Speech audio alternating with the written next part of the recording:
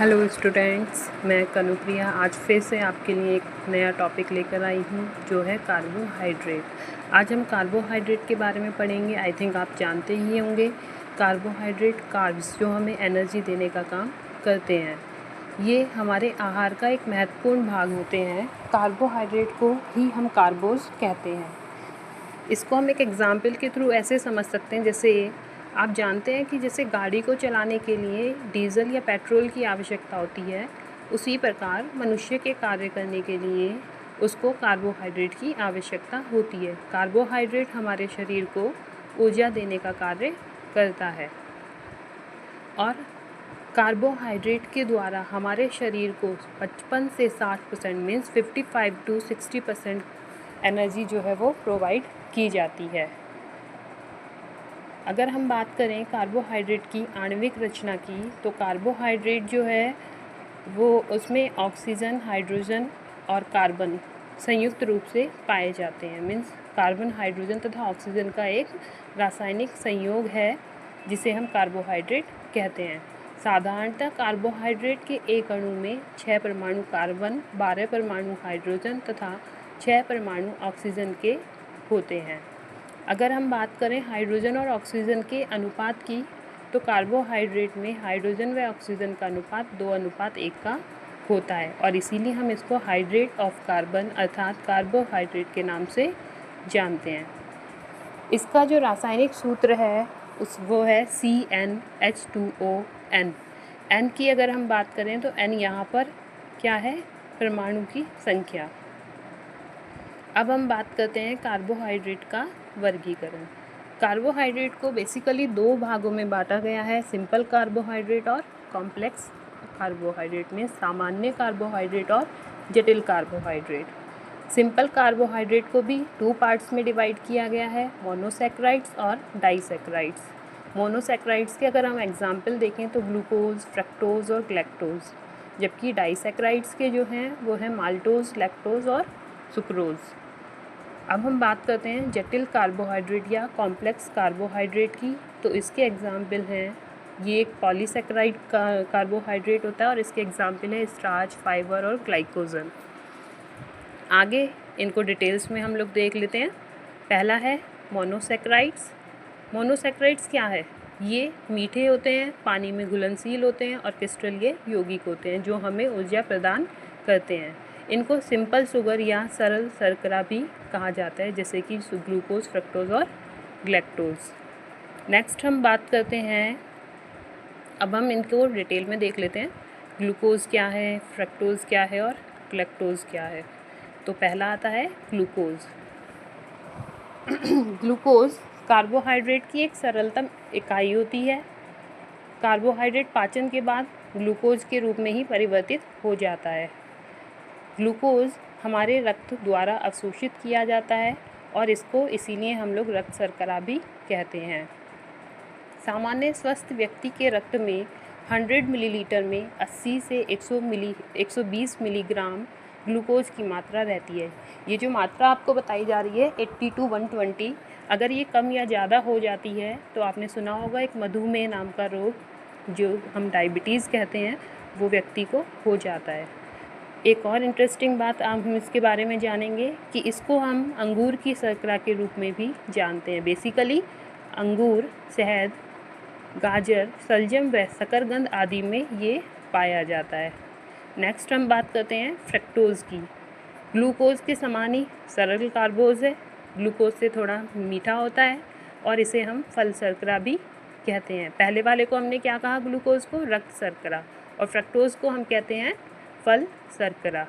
मुख्यतः फलों का जो रस होता है उसमें शहद आदि में इसकी प्राप्ति होती है और ग्लूकोज की भांति ही यह भी ग्लाइकोजन के रूप में हमारे शरीर में संचित होता है।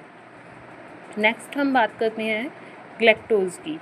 ग्लैक्टोज एक प्राकृतिक सरल चीनी या मोनोसैकेराइड्स है। यह दूध और डेयरी उत्पादों में लैक्टोज के रूप में पाया जाता है। यह ग्लूकोज से कम मीठा होता है और शरीर को ऊर्जा प्रदान करने में मदद करता है। पाचन के दौरान लैक्टेज एंजाइम से इसे लैक्टोज से अलग करता है।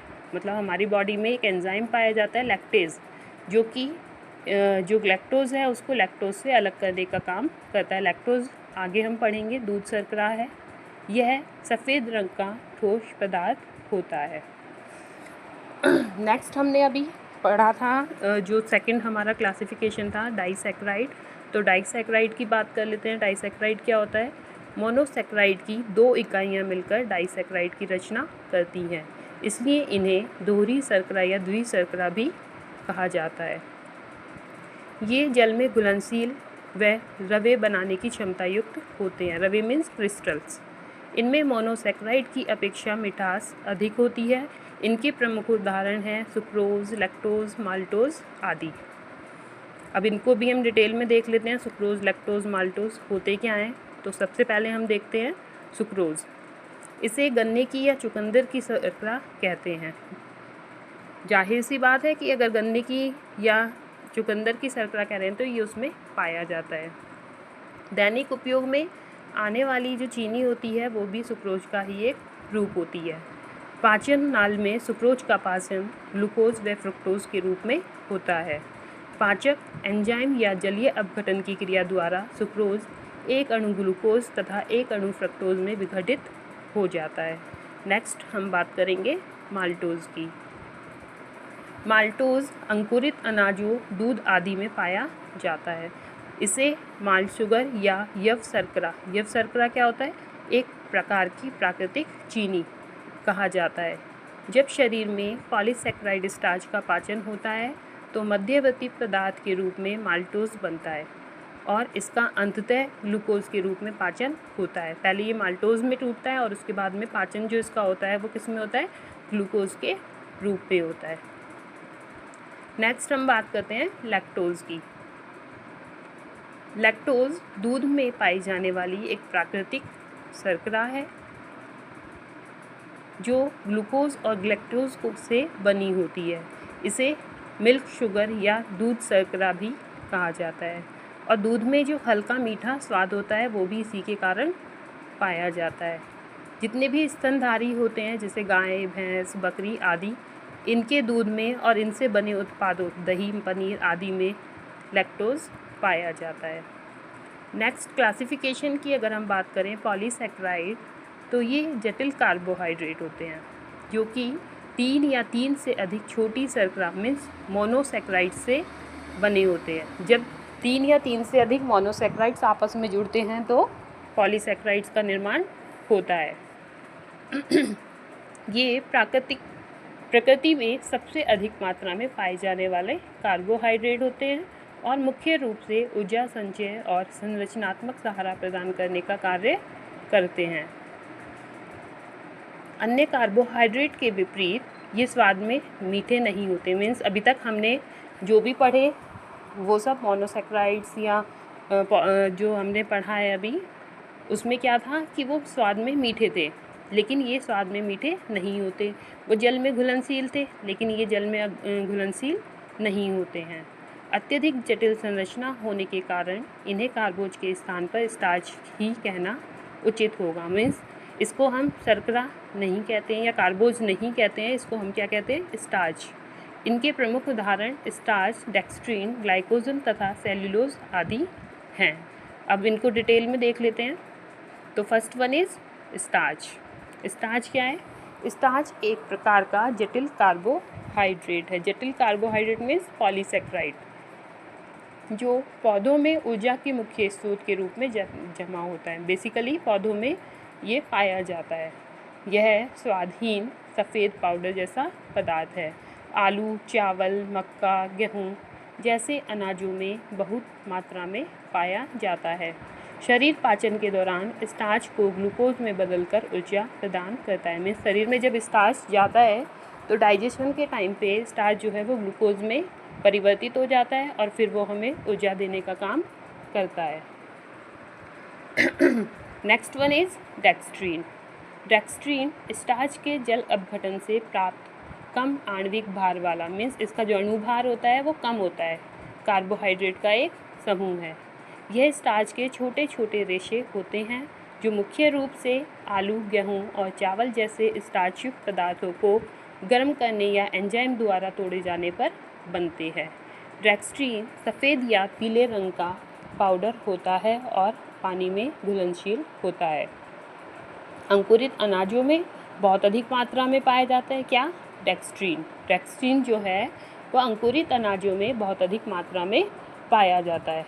यह रोटी की बाहरी परत में अधिक मात्रा में पाया जाता है। मीन्स जब आप लोग रोटी सेकते हैं ना, तो जो रोटी का ब्राउनिश कलर आता है वो डेक्स्ट्रीन के कारण ही होता है, और डेक्स्ट्रीन के कारण ही ये हम बहुत अधिक पाचनशील होती है। मीन्स इसको इजीली पचाया जा सकता है। अब नेक्स्ट हम बात करते हैं, लास्ट भी है, ग्लाइकोजन।